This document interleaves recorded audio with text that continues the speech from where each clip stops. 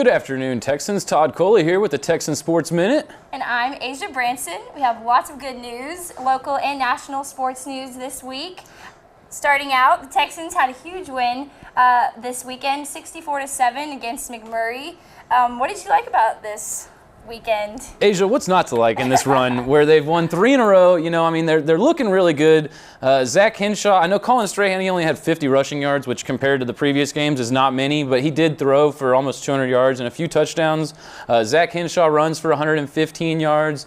The defense has 4 interceptions, 3 of those from Charles Moore, and I mean it's pretty crazy. I'm going to say that they're rolling right now, and that's a good time to be rolling right at the end of the season. What are you thinking? Yeah, it was cool. I saw Charles Moore at the dining hall the other day, so that was kind of Are you exciting. name dropping right now? I totally know him. Yeah, it was really cool to be able to, to see these kind of guys become, what a football team on a college campus should be, kind of the stars and stuff like that. So it's been really cool. I mean, in the last 3 weeks they've scored the least amount was like 52 points. So yeah, it's that's always a good thing to have. They've definitely been rolling with it. It's been looked really great. Last game of the home season or of the regular season this weekend coming up. Last home game. So yeah. That'll be against Angelo State, and that should be good. I mean, the tournament, we're hoping for a home game in the tournament. I believe there's still some games depending on what Midwestern State does, but that would be really nice if you can, get over those few losses that you had early in the season and still be able to host a tournament game. That would be good. Sure. So everybody get out there this Saturday. The game's at 7 p.m. against Angelo State. Now, also around campus, got the cross country. They just finished up their season as far as regular season goes with their meets. They've won 3 in a row. That's the first time under Coach Ponder. What do you think the cross-country team's all about? You think they're going to do well in the tournament? Yeah, that's exciting. We talked to them this morning, and it was exciting to see, they said that there's a couple big names they said that were redshirting this year. So to see that they're still being successful and that they're, taking charge of the younger students and runners, and just, I think they're going to do great. We'll see, They did mention they wanted to bring home an LSC crown. So like you said, we talked to Stefan Campos and Lauren Finley today. Those are both a couple seniors on the Texan cross-country team, and they did mention some of those younger red-shirted freshmen, and they got a lot of young talent on there. So it looks like that'll be pretty good for a good time to come. So if you don't mind, just recap a little bit on how the season's gone for you guys. It's gone really well so far. We also have 2 of our really good girls redshirting, Caitlin and Allie. And we have 4 freshmen that are running, and then Tylo and I are the 2 upperclassmen. So we've done really well considering how young we are this year. I think we've gotten second at a majority of the meets that we've run this season in our division. So we've been pretty pleased. Okay, now Stefan, we mentioned all the young players all the young athletes and the runners on y'all's team. So talk a little bit about, as a senior yourself, how it's been mentoring these people and keeping them on the right track to make sure that they're ready to run. It's been really enjoyable this year. I really get along with Kate and Peyton in Dallas pretty well, and they're really easygoing. They all have their heads on. And so what are y'all expecting to get done out there? Well, we're expecting to win a conference championship. We came in, I believe, the beginning of the season, not too highly ranked, and I believe we're going to turn some heads once we get there. Now, Lauren, what do you think goes into making a turnaround like that to where y'all aren't predicted that well at the beginning of the season to be able to string together some nice meets and be a top-ranked team? Just a lot of hard work goes into it, and every week we get in good workouts and do what we need to do to make ourselves better, and anything can happen in those few weeks before conference. Now, Stefan, what do you credit Coach Ponder with as far as keeping y'all focused in this time? He just brings us together, and a thing that I like is, of course he always makes the last call, but he always calls it our team. So it's, whatever the seniors, believe in. And I believe we have a good group of guys, and it's just, of course, if we make a wrong decision, he's there to fix us, and he also keeps giving us all the good workouts and helping us out every morning and every afternoon. Yeah, that's great. Also, locally here at Tarleton, our volleyball team is still extremely on fire. Red hot. And yeah, we got to talk to them too. It's always a good time when we get to interview the volleyball team. But yeah, they went out to Kingsville and won 3 matches to 0, which they've done quite a few times this year, I would say. Absolutely. Right? They kind of mention sometimes that, it's always more interesting when they get to actually have competition, but they've been kind of blowing through a lot of people. But they're winners of 5 straight and 9 out of 10. What is that? That's awesome. After the way they started the season, to maintain that kind of pace is definitely something that's very impressive. And like you mentioned, we did get to speak with Marissa Bonda and Macy Walker this morning, and they were very, this is a recurring theme with these volleyball girls. They all talk about how much the team is a family and how much they love each other. So it's really great to interview them. They're always very excited, and they always love to talk about the season and then, what their hopes are for the rest of the season. So, with this weekend, they got a couple games. One of those would be against West Texas, who does lead the LSC. They are in first place and undefeated in conference play. I believe their record's like 23-3 or something, wow. 25-3. They're definitely really good. So we'll have them in Wisdom Gym on Saturday. So that should be pretty interesting. Should be a good game. So it'll be a chock full of Tarleton sports Saturday down here with the football game and the volleyball game. So yeah, they were excited. So definitely I would come out to that game on Saturday. It's going to be exciting as usual. Their games are really always exciting. And if you want to check out that interview we had with them, you can check out our YouTube channel. But there will be a few clips right here. Just left until the tournament, Macy. Talk a little bit about, the team cohesiveness, what y'all are trying to get accomplished heading into tournament play. Well, I really think that we're still continuing to push as a team and to really come together. We do have some new people on the team, and they've really contributed a lot this season. And I think that we just continue to manipulate the things that we can do well and create more chemistry on and off the court. I think that we didn't have a game last night, so I think it really helped us to recoup and get ready for this weekend's big matches. Now, Macy mentioned a little bit about the bonding off the court and everything, and we've had a few volleyball players in here. We've had Katie and Jasmine and Kenya, and they all talk about how much y'all love each other, and that's what kind of got them to Tarleton, was the family feeling in the volleyball.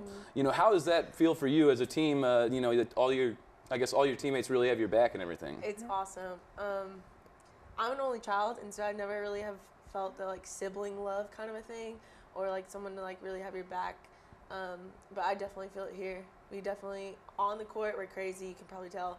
Off the court, we're just as crazy. So it's awesome. Now, you mentioned there's a big match this weekend. You got West Texas coming into Wisdom Gym on Saturday. What do you expect? I mean, you guys have seen the crowds. They've been pretty crazy this season. So what are y'all expecting for that big game? I mean, our crowd has been unbelievable. I mean, it's our 3rd year here, and I think that this year has been the best crowd that we've ever seen. Mm-hmm. And I expect it to be big on Saturday. We expect WT to be really low error. They're very consistent, but I think that we can pick on a lot of their weaknesses, and we can work on what we're good at, and that'll help us play well. All right, now in national news, very exciting week in football, but the Cowboys did happen to lose this week on Monday night to the Redskins. How did you feel about that, first of all, and were you surprised? I was surprised, Asia, as you can imagine. When a team is 6-1 and they're facing a 2-5 team at home on a Monday night, normally you count that up as a win. So, it was a bad loss. From what I've been reading, from what I've been hearing on the radio and stuff, they kind of sounded like the defense was just tired, just straight up tired. So they've been having to be on the field a lot less this season because of the way the Cowboys have been able to run the ball. Mm-hmm. So I read that in that Washington game, they played a lot more snaps than they have been doing this season. And by the end of the game, those guys kind of had their hands on their hips, and Colt McCoy was... Crazy. Colt McCoy was looking like an NFL starting quarterback, which we haven't seen that. McCoy, right? So after all the smack the Cowboy fans talked, they could not do anything against that Washington blitz, and it was pretty rough. So what did you think? I know you're a Cowboys hater, so you can tell us about how you liked that. No, it was interesting. I was obviously rooting for the Redskins. It was interesting because in the divisional games, no matter if the Redskins came in 0-7 and the Cowboys were 6-1, there's still always a chance that the Redskins are going to come out with that win. Because when you play someone in your division, it's always kind of been a rivalry, and you always want to beat them. if you're going to beat anyone, you want to beat the other team that, they probably have a rivalry with. I thought that the Cowboys should have ran DeMarco Murray every single run in that in overtime. I was like, if they're going to win, they just need to run him every time. I know that's unrealistic, but he's the only guy who can do it. Yeah, and amazing. Tony Romo went out with the back injury in the game, so you were a little concerned when he came back if he was going to be up to 100%, because Brandon Weeden didn't look terrible when he was in there, but I'll take a 70% Tony Romo over a healthy Brandon Weeden myself, so I was all right with it. You mentioned it's a division game. Speaking of the division, luckily the Eagles did lose to the Cardinals in Arizona on Sunday afternoon, so you don't lose any ground in the division. Still first place at 6-2. The Eagles are 5-2, so still probably going to come down to those two teams at the end of the season. I know that they play on Thanksgiving, so that should be a good one. But we're hoping for a Super Bowl. How about in the NBA though? We started the NBA last night. For those Cowboy fans, at least the Mavs are playing now, right? So two winning teams, Yes, history exactly. franchises, if you will.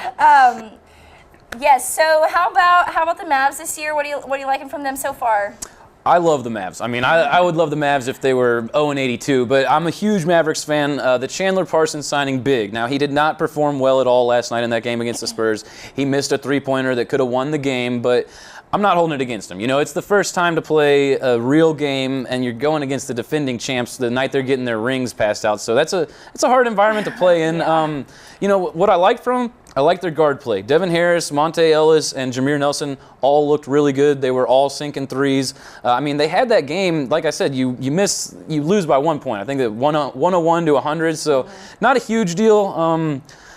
There's still 81 games in the season left, and with Durant being out with a broken foot, there's not really a clear team in the West besides the Spurs that'll be top tier. So I still think they have a great chance of getting a first-round home playoff series. You think the Spurs are going to win another one? No, they don't. They don't win back-to-back. So last year was the first time they had even been to back-to-back finals. Now they lost the year before, but they don't win back-to-back. So I'll tell you a team that does win back-to-back, the Lakers. But that's not happening anytime soon. No, Lakers, they played against the Rockets last night, and they're not looking so hot. Kobe Bryant and his $25 million salary definitely hogging up the whole payroll in Los Angeles. And, it shows. I felt bad because their first-round draft pick, 7th overall pick, Julius Randle, broke his leg. So whenever you see a young player go down like that in his first NBA game, it's really disappointing. But I really don't like the Lakers, so it's a mixed feelings. What do you think? What are you looking forward to in this NBA season? I'm looking forward to someone different. It's been the Heat, the Spurs, the Mavs, the Spurs. So it would be interesting to see someone else, come up. The Pacers were there last year, didn't really prove to be as good as everyone thought they would be in the end. But I would like to see another team come out and be just really surprising. I would like to see the Mavs, do really well this season. That would be exciting. But as far as it goes right now, I'm just looking for, you really don't know until about halfway through the season who's really going to be good, really good.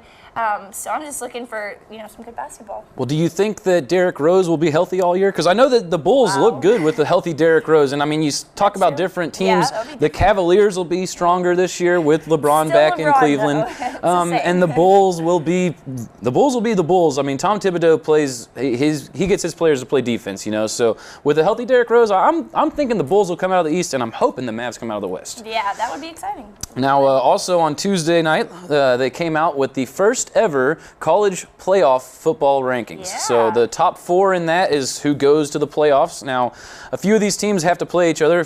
There's Mississippi State number 1, Florida State number 2, Auburn number 3, and Ole Miss number 4. Now, 3 of those teams from the same division, from the SEC West. So Auburn and Mississippi State have obviously already played. Auburn will play at Ole Miss on the road, and Ole Miss, they still have to play Mississippi State. Mississippi State still has to travel to Alabama. So, it's so far out, these 4 teams, you'll be lucky to see one of those 4 in the Final 4 probably. That's true. But wonder what conference is on top this year. I think well, it's not even a conference thing. It's just a division of the SEC. It's absolutely crazy. Now, a lot of people want to say that they're overranked and stuff like that, but Auburn did go out to Kansas State, and they won a game against Kansas State, who's ranked 9th in this poll. It's their only loss of the season. They've got wins over Oklahoma Oklahoma and stuff. So, I mean, Auburn looks like they have an out-of-conference win that's something that they can hold their hat on. Mississippi State, I mean, they've been blowing people out, so I feel like the rankings are justified. I am an Auburn fan, so if I could see them rematch Florida State in the playoffs and get revenge for last year, I would be awesome. So, what do you think about these 4 teams being on here? Is this surprising to you, like Alabama not being up here, and the Florida and those kind of teams? Ole Miss, with Ole Miss losing against LSU this weekend, that kind of messed up Alabama's chance to be in that top 4 because their only loss is now to a 1-loss Ole Miss team. Now, if Ole Miss would have been still undefeated, Alabama's resume maybe looks a little bit better. Auburn, they've lost to 1 team, and it's the number 1 team. So they don't get that much taken off. And like I mentioned, they have that win over Kansas State. Did I expect 3 out of the 4 teams to be SEC West teams? No, I didn't. And I did expect Alabama to be in there, no joke, because people, you kind of feel like people give Alabama rankings from their history almost, that's true. because they got Nick Saban, they're like, oh, they're good, so I'm pretty surprised, but at the same time, like I mentioned, most of these teams are playing each other still, and they won't. You'll be lucky to see 2 teams from the SEC make it if you're an SEC fan. I really don't think so with a lot of 1-loss teams out there that are pretty good, but we'll have to see. I know Ohio State's only lost 1 game, and they were ranked 16th in the thing, so they got a long way to climb if they're going to do anything. All right, make sure to check out the Coach Fowler radio show every Monday at Legends Country Club from 6 to 7 p.m. if you're interested in doing that. They also have the food specials out there and door prizes. Yeah, I think it's like half-price appetizers, 5 to 6 or 5 to 7. I got the Reisman wings. They were only $4.99. They were great. So that's what I would suggest for sure. Yeah. Now, also, like we mentioned, we do have the home games this weekend for volleyball and football. So make sure to come out here and have a real fun, busy Saturday supporting Tarleton sports all weekend. Next week, basketball exhibition against TCU. Azia and I will be there. We'll be there ready to see, hopefully, your Tarleton Texans beat a Division I Big 12 school. That'd be pretty cool. And also, thank you so much to Bethany Kyle for producing the show. If you'd like to follow us at Texan News Sports, just find us on Twitter. You got anything else, Azia? That's it. Go Texans. Go Texans. All right, we are out of here. Y'all have a great week.